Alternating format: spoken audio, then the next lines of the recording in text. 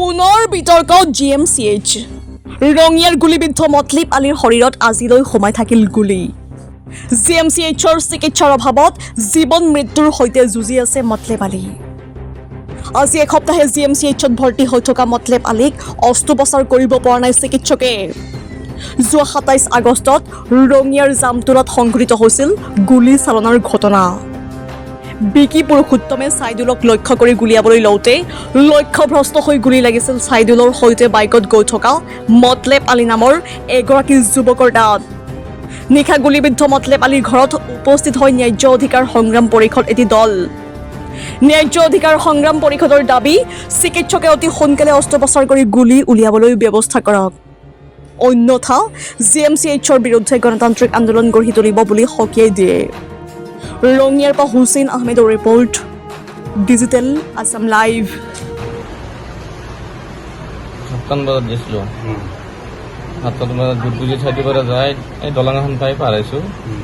পিছফালৰ পৰা ডাঙৰ কিবা আৱাজ ওলালা আৰু কিবা হ'ল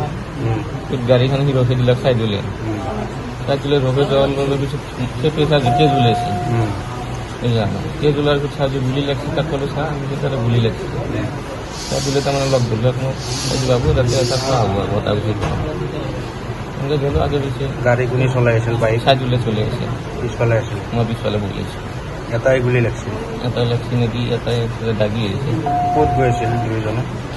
বতা গৈছে বটাগুচিত যাই আছিল আহোঁতে হ'ল নে যাওঁতে যাওঁতে হৈছে মানে আজি আমি এটা ঘটনাৰ খবৰ পালোঁ যে আমাৰ মতলিব আলী নাম তেখেতক যিহেতু আজি 2 দিনৰ আগত তেখেত গুলীবিদ্ধ হৈছিলে এজন CRPৰ এক্স জোৱান বুলি শুনে CRP জোৱান ন CRP জোৱান তেখেতে বিকি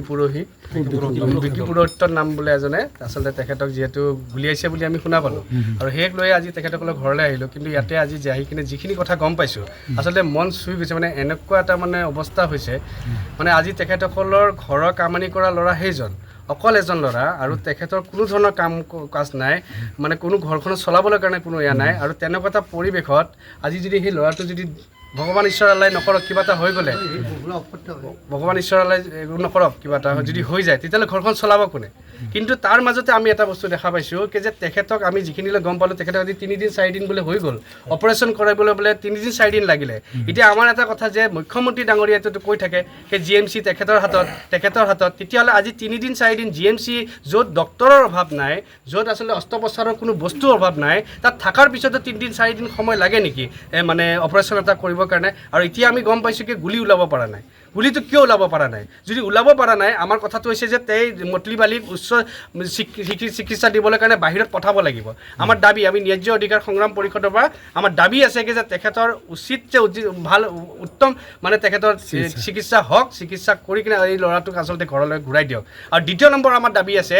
যে তেখেতৰ যি আজি তেখেতৰ পৰিয়ালৰ যে আজি অৱস্থা যিখিনি হৈছে কামানি কৰা ঘৰৰ ল'ৰা এজনহে মাত্ৰ সেইটো কাৰণে তেখেতৰ যেন আৰ্থিক অৱস্থা যিহেতু দুৰ্বল তেখেতৰ এটা যেন কিবা এটা